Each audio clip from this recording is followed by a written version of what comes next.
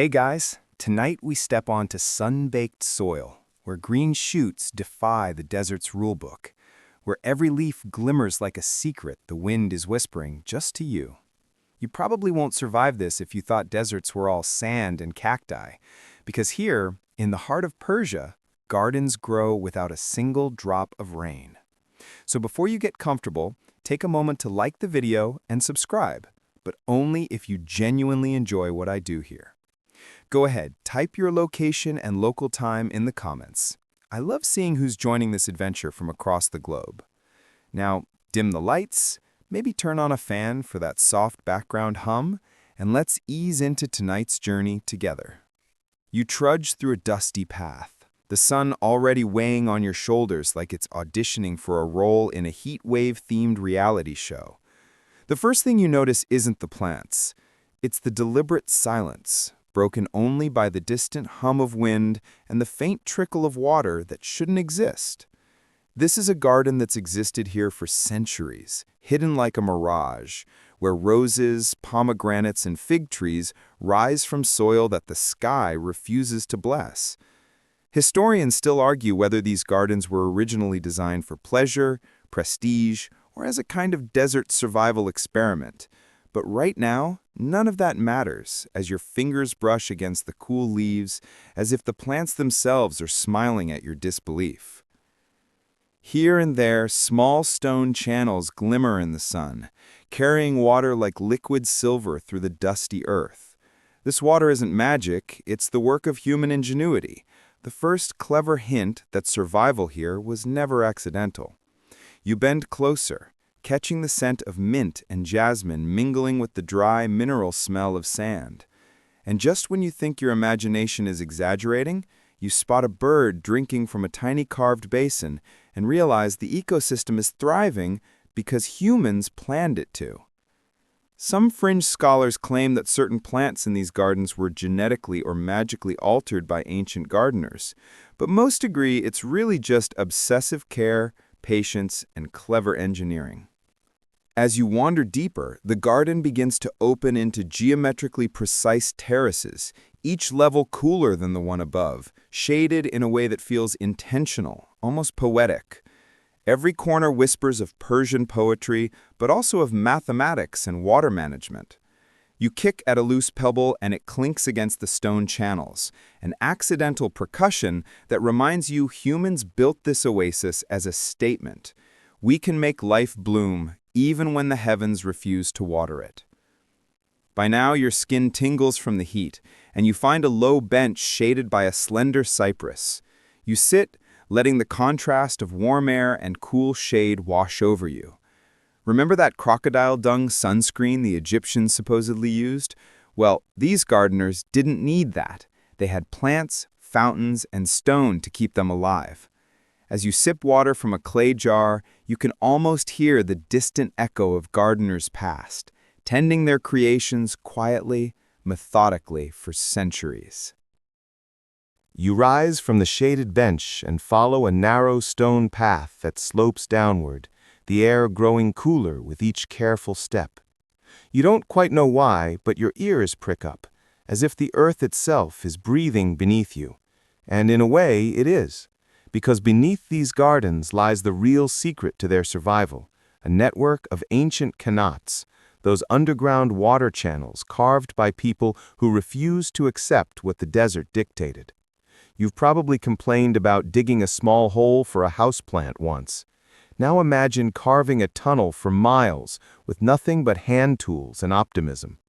Suddenly your Sunday gardening doesn't feel so heroic. You can almost feel the ground tremble with the memory of those diggers, teams of workers who followed subtle landscape clues, tracing the invisible path of water far from the mountains. Mainstream historians will tell you the qanats were invented more than 2,500 years ago, and that their construction required astronomical precision. One wrong angle, one misjudged slope, and the water would either flood the tunnel or refuse to flow at all. But here's the quirky part. Some old Persian manuscripts casually claim that certain Qanat masters could smell water underground, like some sort of ancient hydrological bloodhound. Whether that was talent or just very sophisticated guesswork, well, historians still argue whether those stories were metaphor, mysticism, or just bragging rights written down by proud engineers. You crouch near a vertical shaft, one of the many narrow wells used to remove dirt during construction, and peer down. A cool breath of air rushes upward, brushing your skin like the whisper of another world. It's faint but persistent, like a natural air conditioner powered entirely by gravity and hope. That steady airflow tells you something important.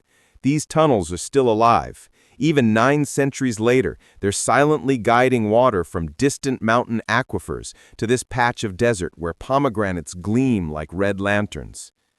As you follow the path farther, the garden subtly shifts in atmosphere.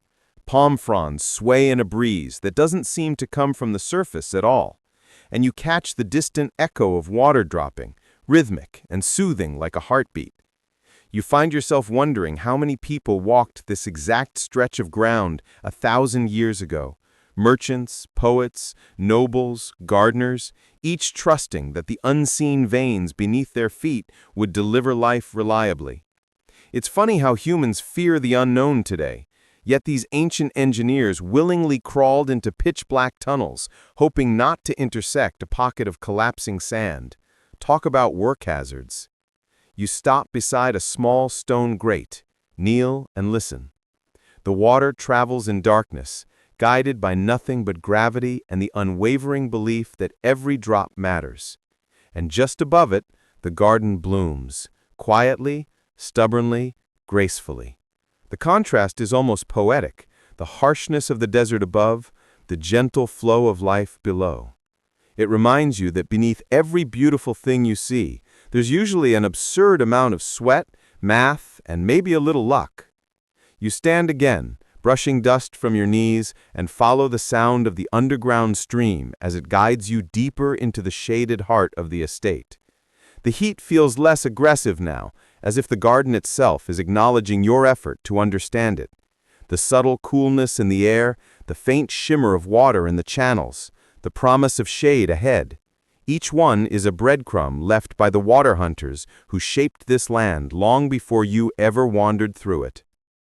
You follow the subtle cool draft until the path widens into a courtyard so precisely arranged it feels less like a garden and more like a quiet equation laid out in plants, water, and shade.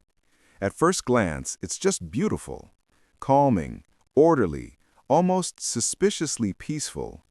But when you slow down, you realize you stepped into a living geometry problem the Persians solved 1,000 years before air-conditioned malls tried to imitate the same vibe. You walk across a stone walkway that divides the garden into 4 perfect quadrants, the classic Chahar Bagh design. Your sandals whisper against the stone, and the symmetry seems to tug at you, softly, subtly, like the garden itself is nudging you into balance. Water channels intersect at exact right angles, each one guiding your eyes toward a central pool that reflects the sky so cleanly it feels like you stumbled into a portal.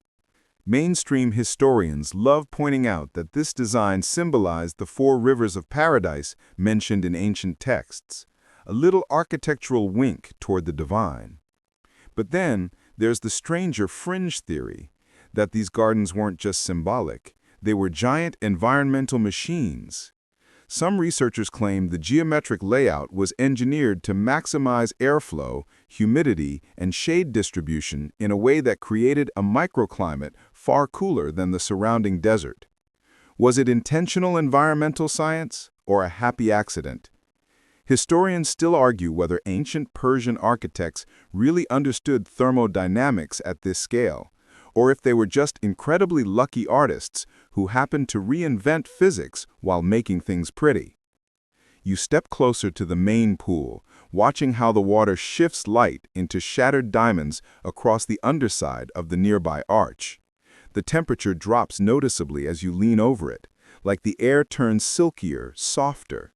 You touch the surface and ripples expand outward, blurring the reflection of the tiled dome above you. And that dome, now that you're paying attention, isn't just decorative. Its curvature channels sound in such a way that your breath echoes back a heartbeat later, faint and ghostly. 1,000 years ago, people stood exactly where you are, marveling at the same accidental acoustics. Or maybe it wasn't accidental. Persian architects had a habit of hiding science in style, the way modern influencers hide affiliate links in captions. You wander toward a shaded corridor lined with cypress trees so straight they look like they were drawn with a ruler. The smell hits you next. Not just the greenery, but the cool stone, the faint sweetness of ripe figs, and something else, a whisper of rosewater drifting on the air like a memory. The garden's symmetry begins to work on you. Your breathing slows. Your shoulders unclench. You start to think, wow, maybe I could live here and grow my own figs, conveniently forgetting you once kept a cactus alive for exactly 12 days. A breeze moves through the corridor, refreshing but strangely deliberate. You follow it, because that's what you do here. You follow the wind like it's guiding you somewhere important. The air funnels through the corridor at just the right angle, gliding along the water channels, brushing over the shaded tiles before finally reaching you. You close your eyes for a moment, letting it wash over your cheeks, and realize the garden is quietly manipulating your senses, not in a creepy, drink-the-ceremonial tea way, but in a gentle, spa-day your budget could never afford way. As you walk, the geometric lines continue to pull you inward, deeper, past the pools and pathways. Every corner reveals another symmetry, another piece of math disguised as beauty. And somewhere between the cool gleam of water and the shadow of the cypress leaves, you begin to understand. This place wasn't built only to be seen. It was built to be felt, an intentional, precise orchestration of space and sensation. The deeper you go, the more the geometry seems to dissolve the heat around you, replacing it with a quiet promise. Keep moving. There's more to uncover. The garden is only beginning to reveal its mind. You step away from the symmetrical pathways and follow a faintly cooler breeze curling around your ankles like a curious cat. It guides you toward a structure rising quietly at the garden's edge, a tall, slender tower with openings that face in every direction. At first, you think it's decorative, just another elegant accent in a place obsessed with beauty. But as you walk closer, the air around you shifts again, sharper, fresher, as if someone just opened the world's oldest refrigerator door. That's when it hits you. You're standing beneath a badgir, a Persian wind catcher, one of humanity's first real attempts at climate control, long before the invention of anything that required a power outlet. You crane your neck upward, watching the wind funnel into the tower's mouth. The interior is dark, but you can sense the movement, like invisible rivers of air swirling downward through cleverly angled passages. Mainstream historians explain that these towers were designed to capture even the weakest breeze and force it down through shafts that cooled the air by passing it over water or across the chilled walls of an underground chamber. Simple physics, they say. But there's a quirkier tale told by local folklore, that some builders learned the art of wind catching from desert nomads who studied how vultures soared over thermal currents. Whether that's poetic imagination or ancient aerodynamics, well, historians still argue whether the badgir's earliest designs were scientific genius or intuitive mimicry from centuries of watching birds circle the horizon. You step inside a shaded hall connected to the tower, and suddenly the temperature drops so dramatically you almost gasp. The air is soft, hushed, and cool, carrying the faint mineral scent of wet stone. Beneath your feet, the floor slopes downward into an underground chamber, an ancient fridge known as a yakhchal, where ice and food were stored even in brutal summers. These enormous domed structures once held winter ice transported from distant mountains, preserved through geometry, insulation, and a pinch of stubborn human defiance. You descend slowly, guided by the feeling that each step is peeling away one more layer of the desert's cruelty. At the bottom, you run your fingers along the smooth earthen walls, noticing how they seem to sweat coolness into the room. That's the magic of sarouj, the ancient Persian plaster made from clay, egg whites, ash, sand, and sometimes goat hair. Architects mixed it like a potion, and honestly, if you showed up with a blender and asked them for a recipe, they'd probably just smile mysteriously and refuse to tell you the ratios. The stuff is so durable that many yakchals still stand today, looking like half-buried moons rising from the sand. You hear a faint drip of water somewhere deeper within, subtle and rhythmic, like the heartbeat of the garden itself. You follow the sound until you find a narrow channel carved into the chamber's side. The Qanat water flows through it lazily, cooling the room even further as it slips through the shadows. You dip your hand in, expecting freezing temperatures, but instead you find a soft, refreshing coolness that makes you want to bottle it and sell it to overheated tourists for $12 per sip. You make your way back toward the wind catcher's airy mouth, feeling the rising warmth of the surface world. When you emerge, sunlight splashes across your face, bright and unforgiving, but the garden around you feels different now. More alive, more understandable. You finally see the interconnected system, the underground tunnels feeding the garden, the wind catchers breathing life into the walls, the shady corridors sculpting air like a fluid, the yakchals protecting what little water they had. And somehow, maybe because you've now walked through the lungs and veins of this place, you feel the garden acknowledging your effort, almost as if it's proud you noticed how much work it takes to stay green for 900 years without rain. The breeze that brushes past you feels cooler, more intentional, like the garden is whispering, "You're getting close now, keep going." You follow the curving path into the oldest part of the estate, where the cypress trees stand taller, their trunks thicker, their shadows longer, as if they've been quietly keeping watch since the first gardener walked this very ground 9 centuries ago. The air feels different here, not colder, not warmer, just heavier, like it's holding an ancient secret that only reveals itself when you've earned the right to hear it. And you have. You've followed the water beneath, the wind above, the geometry in between. Now you're entering the part of the garden that has survived everything the world has thrown at it. Your foot brushes against a patch of cracked mosaic tile, half buried by drifting dust. You crouch and brush it clean with your sleeve. The pattern is intricate, a tangle of vines, stars, and geometric knots. Historians love to point out that many Persian gardens survived the collapse of dynasties because their designs were tied to cosmic order, not political rule. As long as people believed the garden mirrored paradise, it deserved protection. Even invading armies were known to spare gardens out of respect for their symbolic weight, though in fairness, some soldiers may have just been grateful for the free shade. But then there are the more eccentric theories.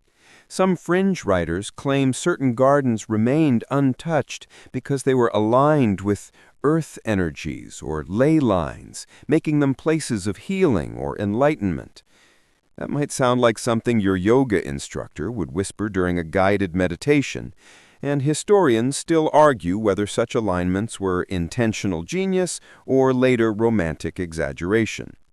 Still, standing here in the hush of the oldest grove, you can't help feeling something hum beneath your feet. Not mystical power, maybe, but the deep resonance of continuity. You pass a cluster of apricot trees, whose branches bow under the weight of ripening fruit. A gardener, long gone now, once tied ribbons on these same branches to teach younger workers how to prune correctly. You notice a faint indentation on one trunk where something once hung, maybe a tool, maybe a charm, maybe just a cloth used to wipe the sweat from a tired brow 500 summers ago. You smile at the thought. Humans have always left tiny traces of themselves in the places they love, and gardens remember those touches in ways that stone never could. Ahead, you come to a long, narrow, reflecting pool. At first it seems still, but when you lean closer, you notice faint ripples crossing its surface, evidence that the Qanat water is still flowing, still feeding, still surviving. 1,000 years ago, this exact pool mirrored the faces of poets, scholars, lovers, emperors, and yes, probably a few very stressed-out irrigation workers. Now it mirrors you. For a moment, the centuries fold in on themselves, and you understand why these gardens were built to last. They weren't just for beauty or shade. They were repositories of memory, living archives written in tree rings and irrigation lines.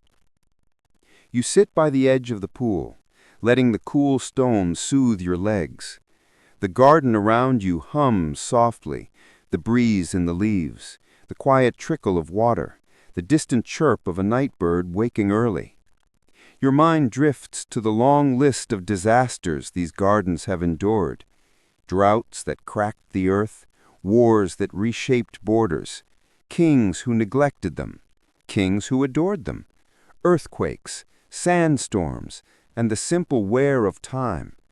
And yet, through it all, the Qanats continued flowing, the wind catchers continued breathing, and the plants continued reaching upward. It's funny. In a world obsessed with newness, these gardens thrived by perfecting the ancient. No pumps, no electricity, no magic fertilizers that promise to make your houseplants stop dying, but somehow never work. Just discipline, patience, mathematics, and an unshakable belief that beauty should outlive its makers. You rise from the pool's edge and wander back into the central path. The sun has dipped lower now, casting golden stripes across the stone. The garden seems to glow, not in a mystical way, but in the warm, proud way of something that has survived more than you can imagine. You feel the breeze shift again, gentler this time, like the garden is sighing after telling its story through your footsteps. You take one last look at the cypress trees standing in perfect lines, the channels glinting with borrowed starlight, and the air still cool against your skin despite the fading day. 900 years without rain, and still it breathes. And now, slowly, softly, it lets you go. Take a slow breath as you leave the heart of the garden behind, letting the warmth of the fading sun settle lightly on your shoulders. The path beneath your feet becomes softer, less precise, as if the world is gently loosening its grip on the perfect geometry you walked through moments ago. Each step seems a little quieter than the last, each shadow a little longer, stretching peacefully across the ground like a blanket someone is carefully laying out for the night. The air around you shifts into an easy calm, no longer sharp or cool, just warm enough to wrap around you like a soft exhale.